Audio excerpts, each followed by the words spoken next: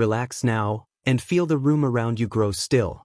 You don't need to do anything but let yourself soften, slowly, quietly. Let your breath guide you. In through the nose, and out like a whisper. With each breath, feel yourself melt deeper into comfort. If your hands are resting, let them feel heavy now.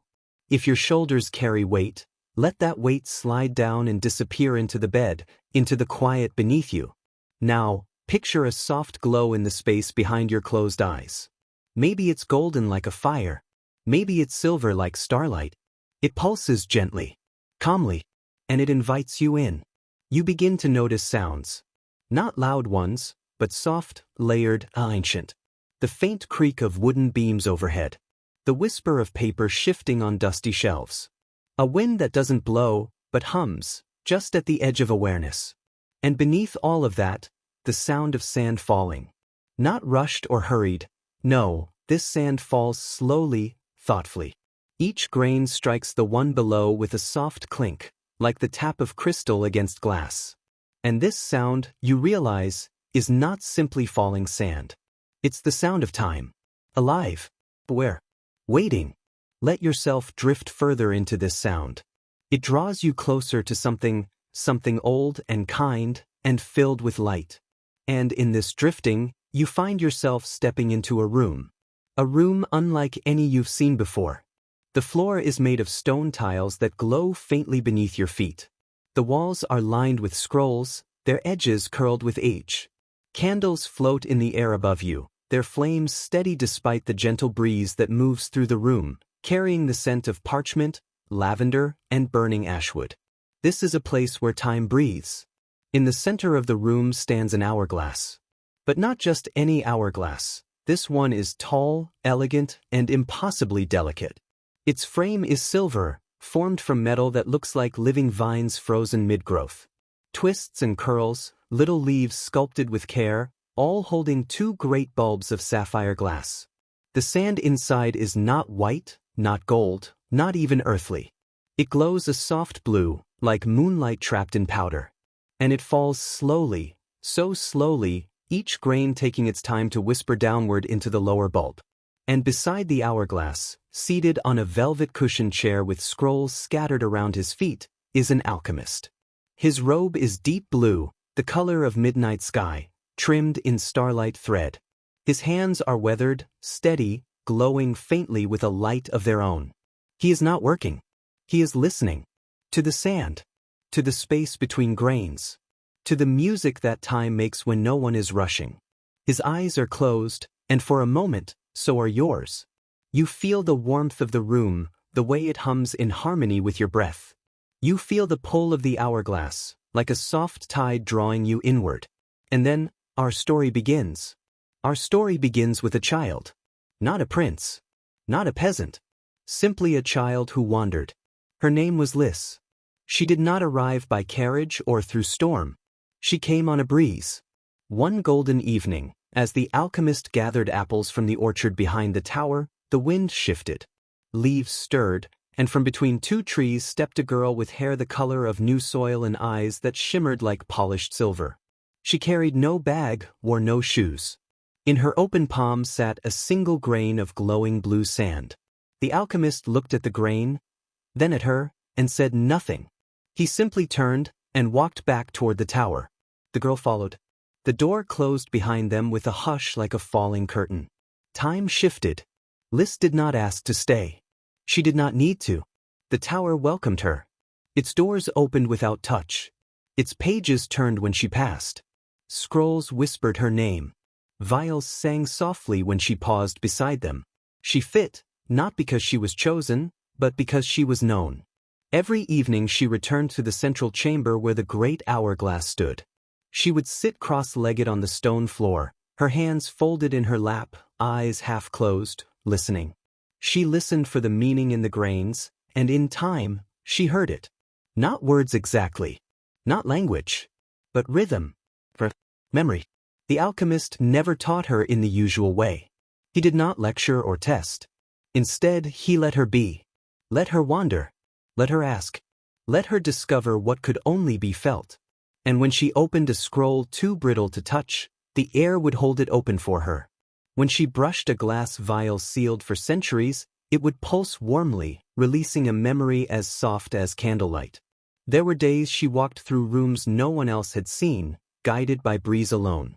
And in the lowest level of the tower, behind a door of woven copper roots, was a chamber of glass. Every wall of the chamber was lined with vials of sand. Each different. Some pale as milk. Others dark as spilled ink. Some shimmered with inner fire, some with frost.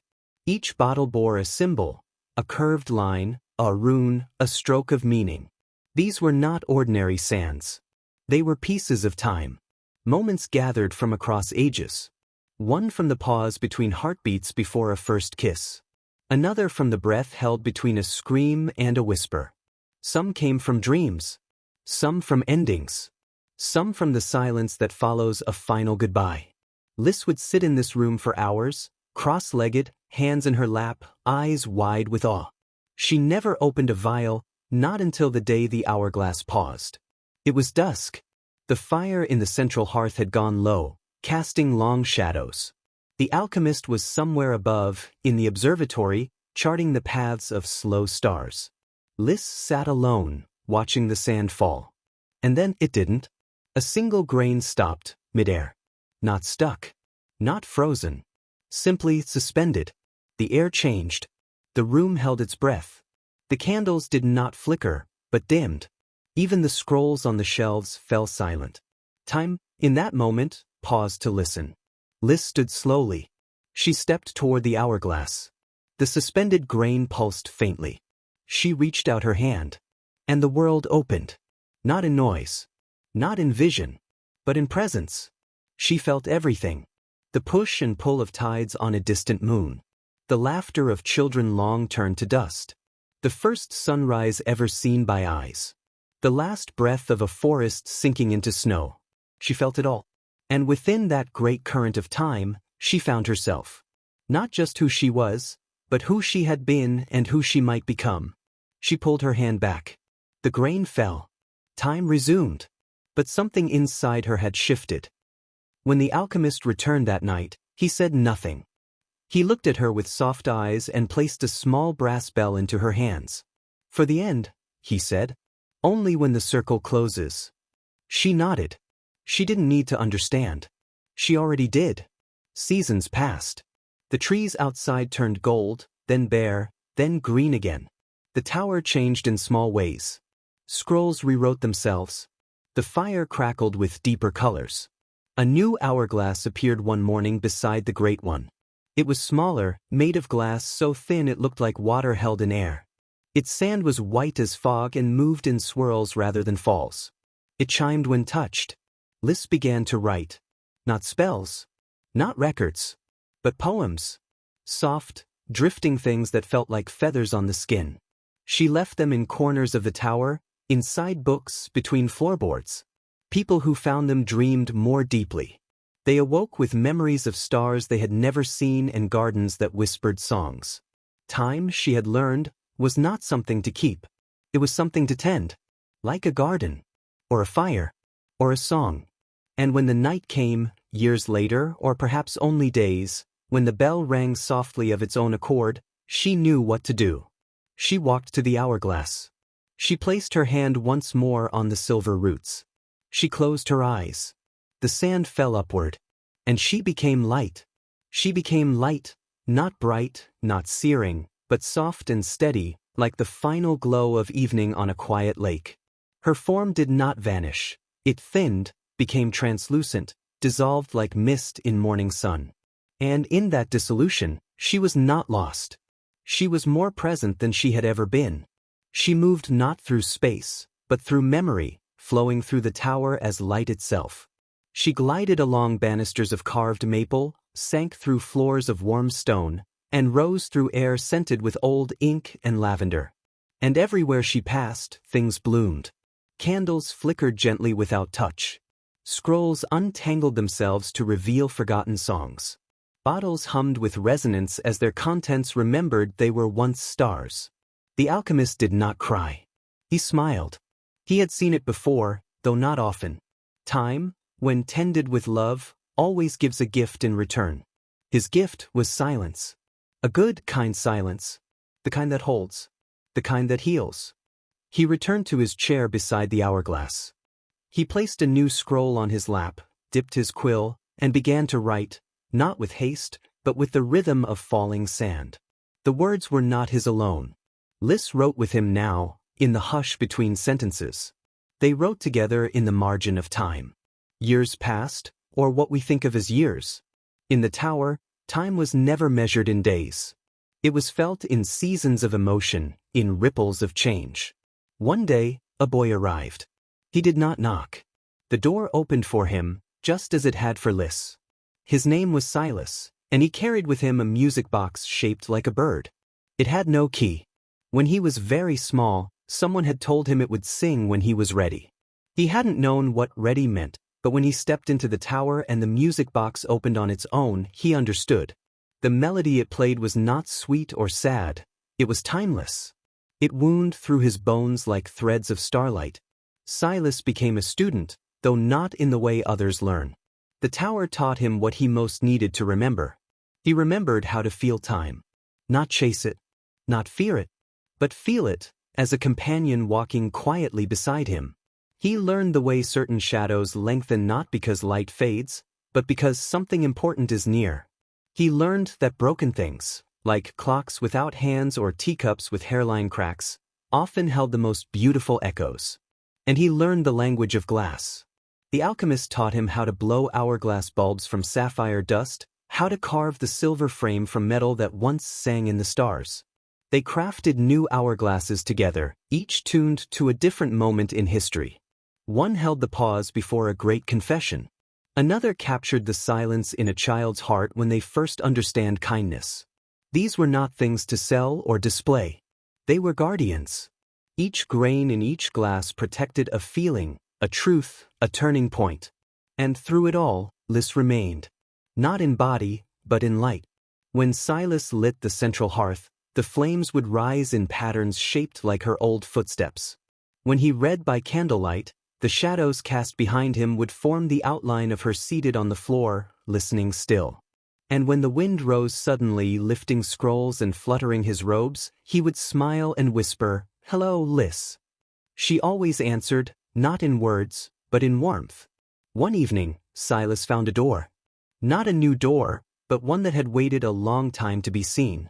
It stood at the very back of the mirror room, behind a veil of blue glass that only shimmered when someone had earned stillness in their heart.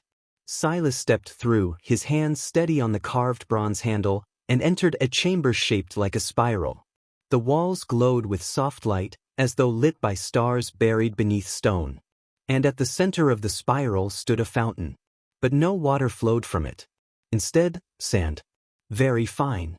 Very bright. Falling not from above, but from within. Silas knelt beside it. He held out his hand and let the sand fill his palm. It did not feel like sand. It felt like breath. Like memory. Like sleep. In the center of the falling sand, he saw visions. Not dramatic or loud. No, these were quiet things. A mother humming over tea. A boy watching leaves fall. A hand brushing hair from a sleeping brow. Moments so soft they are often forgotten, yet hold more weight than years. And in these moments, he saw the alchemist. Not young. Not old. Just exactly as he needed to be. Smiling. When Silas returned to the main chamber, the great hourglass stood still. No sand fell. No light pulsed. The fire had burned low. The air was still. The alchemist sat in his chair, his hands resting gently on his lap, eyes closed, face peaceful. A scroll lay open across his knees, half finished. A quill, dry of ink, rested beside it. Silas did not speak. He did not cry. He placed his music box gently beside the scroll. Then he lit a single candle and waited. Minutes passed. Or maybe centuries. And then the bell rang. Soft, golden, gentle. It did not toll. It sang. And from the hourglass, the sand rose. Not quickly. Not urgently. It simply lifted, reversed, rejoined its source. And the hourglass began again. But this time, it glowed with a new hue, not blue, not white, but lavender, like the sky just before dreams begin. And Lys, somewhere in the stillness, whispered a welcome. Not to the alchemist. Not to Silas. But to you. For you are here now, walking softly through the corridors of memory. You are not watching. You are part of the light. The tower exists outside the world, but also within it. In every place where time slows, where someone pauses to truly listen, to truly feel, the tower stirs. And sometimes, when the wind shifts, a new door appears. A child finds it. A dreamer. A healer. Someone who has lost something, or someone who is ready to remember. Perhaps one day, that someone will be you. And when you arrive, the hourglass will greet you. Its sand will glow in a color meant only for you. The scrolls will whisper your name in languages long forgotten. The air will warm with your presence. You will not need to ask how long you may stay. You will stay until you are full. Until you are still. Until you become the next keeper, the next note in the melody of time. And when the bell rings again, you will not leave. You will simply shift into something lighter. Something softer. Something eternal. Now rest. You have wandered through memory. Through starlight. Through time. The sand still falls, but there is no hurry. Let it lull you now, like a tide. Let your breath match its rhythm. Softly. Slowly. You are safe here. You are known. You are enough. Let the hourglass hold your worries. Let the tower keep your thoughts. Let your body grow heavy, like petals folding for the night. Let your mind float, like light. Sleep, dear traveler. Sleep.